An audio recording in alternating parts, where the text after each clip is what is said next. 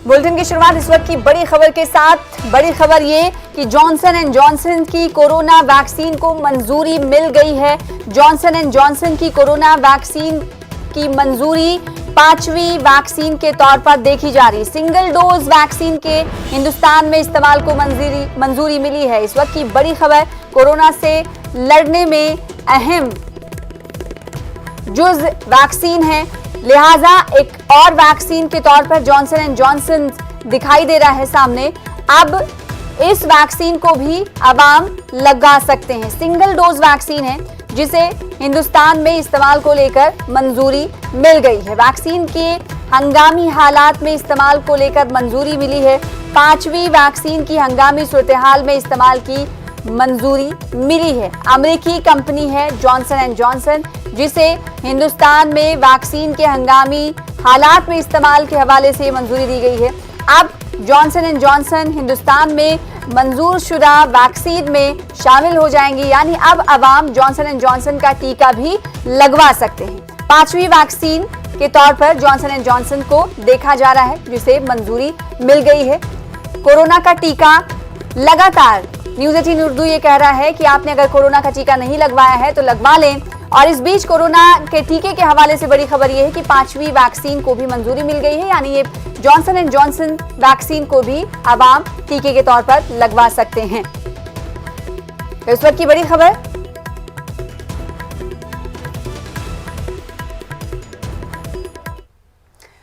अफगानिस्तान में चकमनी के थला साहिब गुरुद्वारे से निशान साहिब को हटाने के मामले पर तालिबान को बैनुल-अक़वामी दबाव के आगे झुकना पड़ा। अब तालिबान ने खुद अपने जरिए हटाए गए निशान साहिब को वापस नस्ब कर दिया है। दिल्ली में मुकीम अफगान बाशिंदे निदान सिंह ने खुद 2020 को अपने हाथों से गुरुद्वारे में निशान साहिब को नस्ब किया था।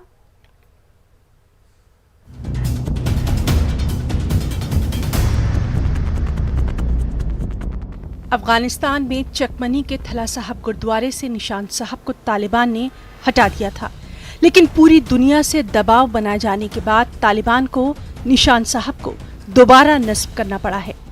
थला साहब गुरुद्वारे से निशान साहब को हटाने के बाद निदान सिंह काफी दुखी हो गए थे। निदान सिंह का इस गुरुद्वारे से पुराना ताल्लुक है। निदान सिंह को तालिबान ने गुज़िश्ता साल जून में चकमनी के इस गुरुद्वारे से अगवा किया था और 1 माह तक उन्हें तशद्दुद का निशाना बनाया था। रिहाई के बाद निदान सिंह इसी थला साहब गुरुद्वारे में मत्था टेकने वापस आए थे।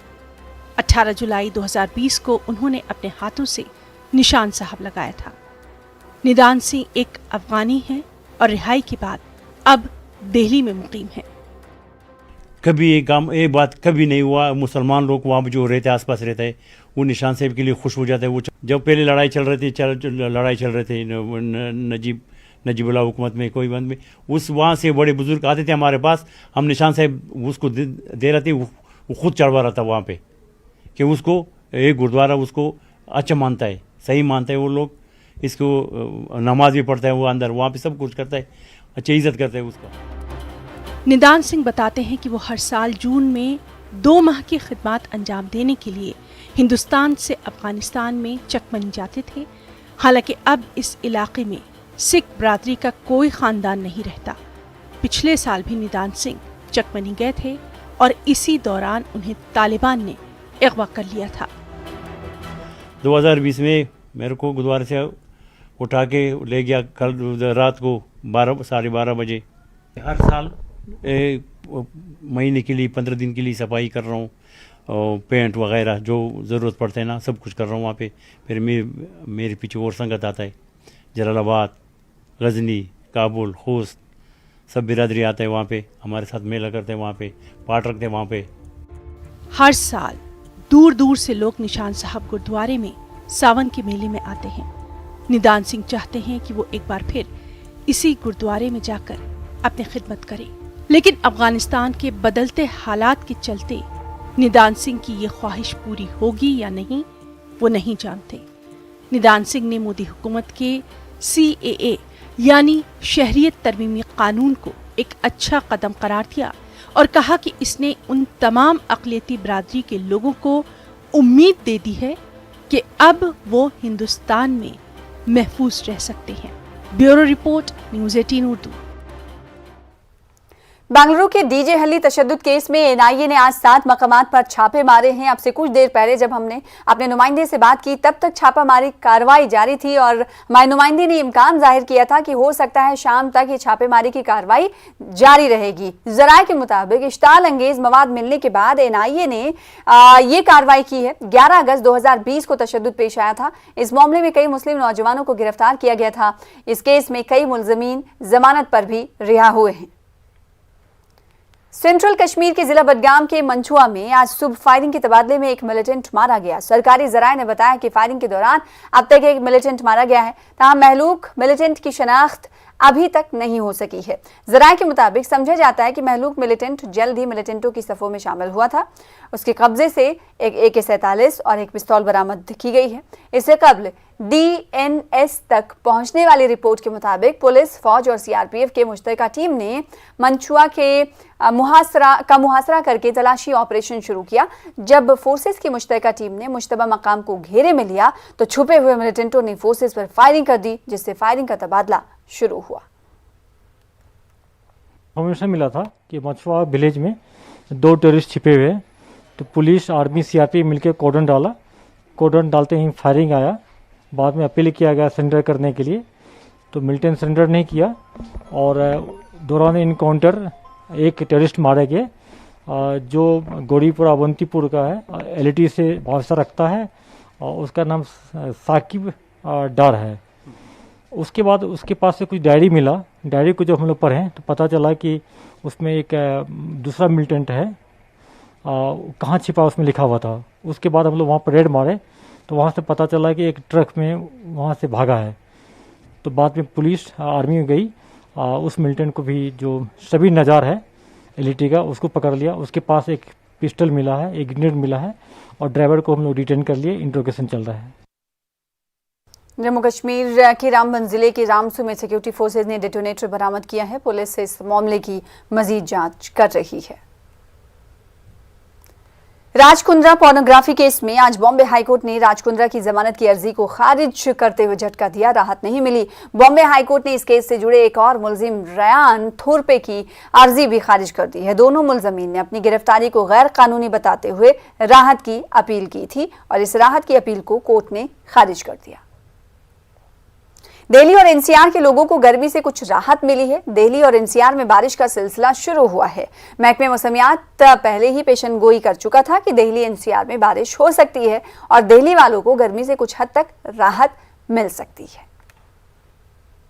दिल्ली NCR में चिलचिलाती हुई गर्मी से लोगों को राहत मिली है। मौसम विभाग के मुताबिक ये बताया गया था कि अगले आने वाले 2 दिनों में बारिश की संभावना है। बहरहाल आज राजधानी दिल्ली में बारिश हुई है। बारिश की वजह से तमाम लोगों को फिलहाल जो गर्मी से परेशान थे उनको राहत मिली है। हालांकि इस बारिश से कहीं कहीं पर वाटर लॉगिंग की भी समस्या देखी गई है, लेकिन मौसम विभाग ने कहा था कि आने वाले 2 दिनों में वेस्टर्न डिस्टर्बेंस की वजह से बूंदाबांदी देखी जा सकती है। वहीं न केवल दिल्ली बल्कि हरियाणा, उत्तर प्रदेश, मध्य प्रदेश, इन तमाम इलाकों में बारिश की संभावना जताई थी। मौसम विभाग ने कहा था कि जिस तरह उमस की स्थिति बनी हुई है, ऐसे में बारिश से तमाम लोगों को निजात मिल सकती है। हालांकि अब फिलहाल इस बारिश से कहीं ना कहीं उन तमाम लोगों को जो चिलचिलाती हुई गर्मी से परेशान थे, भारी उमस से परेशान थे, वो फिलहाल राहत मिलती हुई नजर जरूर आ रही है।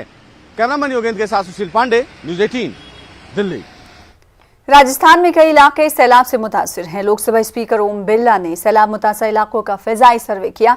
इसके अलावा वो बजरिए सड़क भी दौरा करने वाले हैं। ओम बिरला गांव के लोगों से सैलाब के ताल्लुक से जानकारी लेंगे। सैलाब के बाद पैदा हुए हालात पर इन्होंने अफसोस का इजहार किया और हर मुमकिन मदद की यकीन दहानी कराई। संपूर्ण हाड़ौती संभाग में जहां तेज बारिश के कारण बाढ़ की स्थिति आई है, कई गांव की फसलें पूर्ण नष्ट हो चुकी है, कई गांव में कच्चे मकान गिर गए हैं, कुछ जनहानि भी हुई है और कई कस्बों में पानी भर चुका है। मैंने केंद्रीय गृह सचिव, राज्य के गृह सचिव, मुख्यमंत्री के सचिव, चीफ सेक्रेटरी सबसे बात की कि संपूर्ण आपदा के अंदर जो भी किसानों की फसल का नुकसान हो उसका तुरंत सर्वे कराया जाए, जो मकान गिरे उनका सर्वे किया जाए और जहां पर हालत विकट है उसके लिए एनडीआरएफ की टीम आई हुई है। सेना का एक हेलीकॉप्टर यहाँ पर स्टैंड बाय खड़ा है। कभी भी कोई स्थिति हुई तो उसको रेस्क्यू ऑपरेशन करके लोगों की जान को बचाया जा सके। उधर बिहार के मुंगेर में गंगा की पानी की सतह खतरे के निशान से सिर्फ आधा मीटर नीचे है, लेकिन कई इलाकों में सैलाब की सूरत हाल पैदा हो गई है और लोगों ने नकल मकानी शुरू कर दी है। गंगा में उफान के पेश नजर इंतजामिया ने एहतियात के तौर पर गंगा घाट को बंद कर दिया है। मैं इस वक्त मौजूद हूं जिला के कष्टहरणी गंगा घाट पे। ये घाट का पहले हम दिखाना चाहते हैं कि ये गंगा के तट पे बसा हुआ घाट है। काफ़ी मान्यता है इस घाट की, लेकिन अभी जो स्थिति है गंगा में जो पानी बढ़ा है और बढ़ने की वजह से ये घाट बिल्कुल ही डूब चुका है। इसे जो है कल से ही इस घाट को बंद किया गया है। सभी गेटों पे ताले लगा दिए गए हैं ताकि कोई भी लोग इस घाट पे ना हो और कि जो लोग आते हैं वो पूजा में लग जाते हैं। ऐसा ना हो कि पूजा के वक्त ही कोई कैजुअलिटी हो जाए, इस वजह से इस घाट को बंद किया गया। लेकिन आप देख सकते हैं कि घाटों के बंद होने के बावजूद भी लोग सजग नहीं हैं। घाटों में बाढ़ को देखने के लिए वो आए हुए हैं। पानी की स्थिति हम बता दें कि यहाँ से ये घाट काफ़ी नीचे है। यहाँ से कम 20 सीढ़ी बनी हुई थी, वो टोटल सीढ़ी जो है अभी वो बिल्कुल ही डूब चुका है। आप देख सकते हैं सामने का जो गांव है, जो गंगा के उस तट पे जो गांव है, वो भी बिल्कुल लगभग में डूब चुके हैं। पानी वहाँ तक बिल्कुल ही पहुँच चुका है। वहाँ पे जो खेत लगे हैं उन खेतों की भी स्थिति काफ़ी दयनीय है। ये आप एक और विजुअल में दिखाना चाहता हूँ कि ये कुछ बच्चे सब है, कुछ युवा जो है अपने आप को स्टंट दिखाने को लेके ही गंगा में कूदते हैं और ऐसे ही कैजुअलिटी घटती है। ये इनको ये समझना होगा कि गंगा में ऐसे ना जाएं, ऐसे अभी बाढ़ के पानी में ऐसे ना नहाएं। यहाँ पे साथ में जो घाट के महंत हैं वो भी साथ में हैं। ये बताया जाए कि कितना पानी है अभी, कब से पानी आ गया है? पानी 2-3 दिन से बहुत ज़्यादा लेवल पे बढ़ गया है और प्रशासन इस पर रोक लगा दिया गया। मेन गेट को बंद कर दिया गया है। किसी भी इंसान को अंदर आना मना कर दिया गया है गंगा में नहाने के लिए। और हम लोग को भी चेतावनी दिया गया है कि आप लोग भी अपना मंदिर का पट भी बंद रखेंगे। आपने देखा कि जो घाट को है वो बंद है हालांकि, लेकिन कुछ लोग ऐसे हैं जिनको गंगा जी आके नहाते हैं तो एक के आते हैं और नहा के चले जाते हैं। लेकिन निवेदन ये है कि इस वक्त गंगा घाटों पर न जाएँ तथा स्वयं तथा फैमिली को इस किसी भी विपदा से बचाएँ। अरुण शर्मा, न्यूज़ 18 मुंगेर। राजीव गांधी खेल रत्न के नाम को तब्दील किए जाने पर सियासत जारी है। मुल्क के सबसे बड़े खेल रत्न एजाज राजीव गांधी खेल रत्न का नाम बदलकर मेजर ध्यानचंद रखा गया है, जिस पर महाराष्ट्र कांग्रेस के सदर नाना पटोले ने बीजेपी को निशाना बनाया।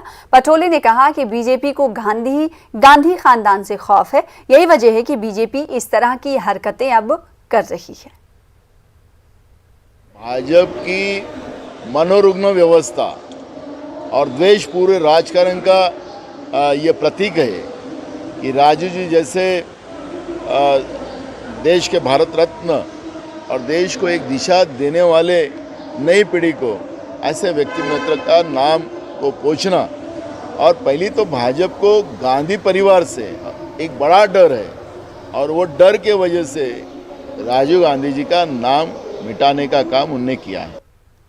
नेटवर्क 18 फेडरल बैंक संजीवनी गाड़ियां हमारे पूरे मुल्क में कोरोना वायरस से मुतासर जिला में गश्त कर रही हैं। वैक्सीन की अहमियत के हवाले से बेदारी लाने की हमारी कोशिशों को आपकी तायद की भी अशद ज़रूरत है। आइए एक नज़र डालते हैं कि संजीवनी गाड़ियां फिर से आपको इस्तकबाल करते हैं। भोपाल मसाजिद कमेटी और तनाज़े का चोली दामन का साथ रहा है। कभी मसाजिद कमेटी में आइमा व मुअज्जिनीन की तकर्री को लेकर तो कभी ओहदेदारान के जरिए इख्तियारात का गलत इस्तेमाल, तो कभी आइमा व मुअज्जिनीन और वेंडर सिस्टम के निफाज को लेकर कई माह तक आइमा व मुअज्जिनीन की तनख्वाहों से महरूमी का मामला सामने आता रहा है। लेकिन ये पहला मौका है जब मसाजिद कमेटी में लाखों के गबन की शिकायत थाना क्राइम ब्रांच में की गई है।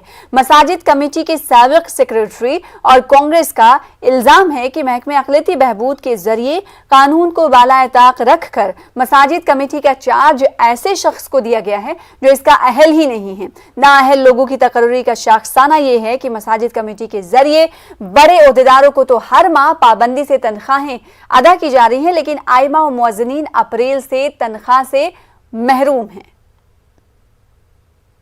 अल्पसंख्यक मंत्रालय द्वारा तलसलत अपॉइंटमेंट किए जा रहे हैं। अपात्र व्यक्तियों को हज कमेटी में, मसाजिद कमेटी में और मध्य प्रदेश वक्फ बोर्ड में नियुक्ति की गई है, उनके खिलाफ हम एक्शन लेना चाहते हैं और इनकी शिकायत हम पहले चीफ सेक्रेटरी से और माननीय मुख्यमंत्री से भी कर चुके हैं, लेकिन कोई उसमें उनके खिलाफ कार्रवाई नहीं हुई। इसलिए हमने कल लोक आयुक्त में, माननीय लोक आयुक्त में लोगों के खिलाफ शिकायत करी है और 15 दिन के अंदर अगर कोई निर्णय नहीं लिया जाता तो माननीय मध्य प्रदेश हाई कोर्ट में हम उनके खिलाफ याचिका दायर करेंगे। मसाजिद कमेटी के अंदर जो अपात्र लोग जो बैठे हुए हैं उनको हटा के एडिशनल रैंक के लोगों को लाया जाए।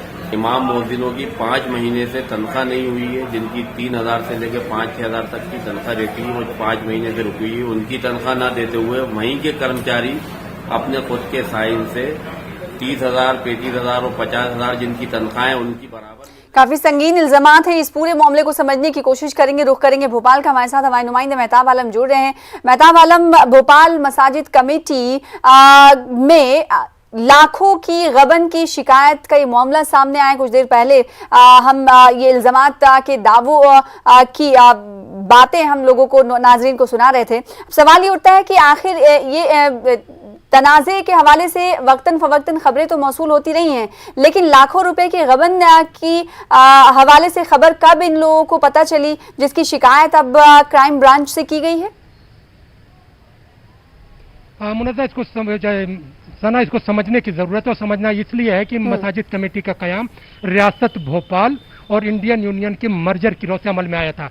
नवाब भोपाल के जरिए 1949 में जो मर्जर एग्रीमेंट किया गया था उसके जरिए किया गया था कि जिस तरह से रियासत मंदिर के पुजारियों को, मस्जिद के इमाम को, चर्च की जो है मजहबी रहनुमा और जो है गुरुद्वारों को देती है, उसी तरह से हुकूमत को देना पड़ेगा। तो हुकूमत उस तरह से मसाजिद कमेटी का क़याम अमल में आया और उसके जरिए मध्य प्रदेश महकमा अखिलती बहबूद एक ग्रांट जारी करता है। अब यहाँ पर सबसे बड़ी प्रॉब्लम यह है कि वो लोग जो इमाम मुअज्जिन की तनख्वाहों को जारी करने के लिए तकर्रुर जिनका किया गया, उन्होंने ही बड़ी बड़ी रकमें अपने नाम से जारी कर ली। मतलब इमाम मुअज्जिन को तो तनख्वाहें कम दी जा रही हैं, लेकिन वो लोग जो तनख्वाह बांटने के लिए भेजे गए हैं उनकी तनख्वाहें 40,000, 45,000 इस तरह से। तो वहां पर जो है पिछले सालों में ये हुआ कि वहां पर जो कमेटी थी उन्होंने अपने तरीके से तनख्वाहों में इजाफा किया और उसके पैसे को ले लिया। अब वहां पर जब कमेटी को मध्य प्रदेश में हुकूमत बदली, कमलनाथ हुकूमत के बाद शिवराज हुकूमत आई, तो वहां पर जो है सबका कमेटी को हटाकर दूसरी जो वहां पर मोहतमीम को बनाया गया। मोहतमीम की तकर्रुरी को लेकर जो है सबका कमेटी का इल्जाम है कि जो लोग जिनका तकर्रुर किया गया वो इसके अहल नहीं है और उन्होंने मसाजिद कमेटी के साथ साथ हज कमेटी, वक्फ बोर्ड और मदरसा बोर्ड को भी बुनियाद बनाया है कि जब से शिवराज हुकूमत आई वहां पर नाअहल लोगों को तकर्रुर किया जाता है और वहां पर मनमाने तरीके से ज़ाब्ते की खिलाफवर्जी करते हुए लोगों को तनख्वाहें बांटी जा रही है। बहरहाल यहाँ पर जो तनाज़ा है उस मामले को लेकर कि सबका कमेटी पर इल्जाम है कि उन्होंने लाखों का गबन किया, उसकी शिकायत क्राइम ब्रांच में की गई है और पहली बार इस तरह की शिकायत की गई है। तो लेकिन दूसरी बात यह भी सच है कि अप्रैल से अब तक इमाम मुअज्जिन जो मध्य प्रदेश की भोपाल, रायसेन और सीहोर जिलों में जो मसाजिद है वहां पर तनख्वाहें नहीं जारी की गई हैं और वहीं पर जो आला ओहदेदारान है उनको तनख्वाहें जारी हुई हैं। तो उन तमाम मामले को लेकर सियासत भी जारी है, लेकिन इस सियासत के बीच जो मामला थाने में गया है, बिल्कुल सियासत के बीच ये मामला पुलिस स्टेशन तक पहुंच चुका है। सवाल ये उठता है कि 5 महीने से इमाम मुअज्जिनीन बगैर तनख्वाह के काम कर रहे हैं, उनके घर का चूल्हा कैसे जल रहा होगा इसकी सुध किसी ने नहीं ली। क्या इमाम और मुअज्जिनीन ने इस हवाले से अपनी आवाज बुलंद की? देखिए, इमाम मुअज्जिनीन ने अपने इस मामले को लेकर कई बार जो है वजीर बहबूद अखिलती बहबूद राम खिलावन पटेल से मुलाकात की, दूसरी जगह की, लेकिन सवाल वही है कि हुकूमत ये कहती है कि जो भी तमाम चीज़ें हैं वो मसाजिद कमेटी के दफ्तर से निकल के यहाँ तक आएंगे तो हम जारी करें। लेकिन जब ये बात गबन की आई तो हुकूमत ये चाहती है कि पहले मामले का तस्फिया हो जाए, इसका जाँच हो जाए कि कहाँ पर क्या हुआ, उसके बाद बजट जारी किया जाएगा। तो इन दोनों की आपस की लड़ाई की वजह से इमाम मुअज्जिनीन पिस रहे हैं और जिसकी वजह से अप्रैल से अब तक इमाम मुअज्जिनीन को तनख्वाहें जारी नहीं की गई। अब इसमें कितना वक्त आगे लगेगा, अभी इमाम मुअज्जिन को कितना इंतजार करना पड़ेगा ये देखना पड़ेगा। लेकिन ये बात ये भी है कि आपस के झगड़े की वजह से मसाजिद कमेटी की जो छवि है वो मजरूह हो रही है और पहली बार मामला है कि मसाजिद कमेटी में गबन और गबन की शिकायत जो क्राइम ब्रांच में की गई और वहां पर इमाम मुअज्जिन उसके बीच में पिस रहे। जी बिल्कुल, ये अपने आप में बड़ी खबर है कि मसाजिद कमेटी के हवाले से शिकायत की गई है, वो भी क्राइम ब्रांच में शिकायत दर्ज की गई कि लाखों रुपए का घपला किया गया है, गबन किया गया है, लिहाजा शिकायत दर्ज की जाए। आप देखना ये होगा कि इस हवाले से इंतजामिया की तरफ से क्या कुछ बातें कही जाती हैं और किस तरह से भोपाल मसाजिद कमेटी की जांच कराने की बात कही जाती है। नहीं, बेहद शुक्रिया हमारे साथ जुड़ने के लिए और तफसील देने के लिए मेहताब आलम। कोरोना वबा के दौरान बाहमी इमदाद और निसार का जज्बा मुस्तहकम हुआ है। मुल्क इस वबा से मुत्तहिद होकर मुकाबला कर रहा है। टीकाकारी के ऐलान के बाद हम बेहतर ताउन करें जिससे हम कोरोना को मात देने की जानिब कदम बढ़ा सकें। नेटवर्क 18 इस मुहिम में हर कदम आपके साथ रहेगा। जब तक सभी महफूज नहीं तब तक कोई महफूज नहीं होगा। इसी सोच की बुनियाद पर हमारी मुहिम संजीवनी का मकसद ये यकीनी बनाना है कि वैक्सीन पाना सभी हिंदुस्तानियों का हक है।